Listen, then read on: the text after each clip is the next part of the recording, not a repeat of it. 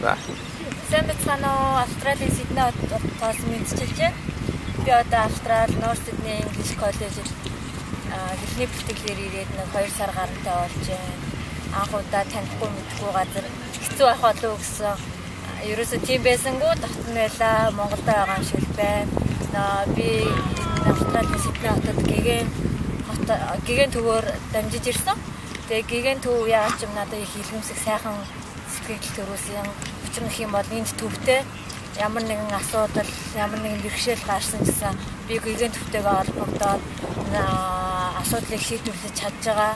Тэгээд намайг энд анх ирэхээс эхлүүлээд онгоцны будаас тосох үйлчлэгээс эхлүүлээд байр, хоол, унаа, яах, машин тэрэг бүхэл зүйлийг надад зөвлөж өгчээсэн. Тэр нэг үнэхээр надад энд ирээд ямар ч хайр оронд ирлээ, хайр нутагт ирлээ гэсэн санаа сэтгэл ерөөсөө төрүүлээгүй.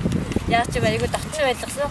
Тэгээд одоо би жилийн хугацаатай ирсэн. Гэхдээ бол цаашаага хилээ сайн сураад магистр коллежид суралцаа цаашаа явна гэж амар ихтэй байгаа. Энэ оюутнууд сурахаасаа гадна бас цагаар ажиллаад өөрийнхөө сургалтын төлбөрийг бас хийгээд өөрөө ингээд оюутны амьдралаар явхад бол их боломжтой юм байна гэж надад санагдсан. Тэгээд нутаг нэгтнүүдтэйгээ зөвлөхөд, залуучуудаа зөвлөхөд хайр нутагт биеэнд дагаад өөртөө сураад хөдөлмөрлөд явах юм бол амжилтанд хүрэн шүү. Гэгэн төвийг сонгоорой гэж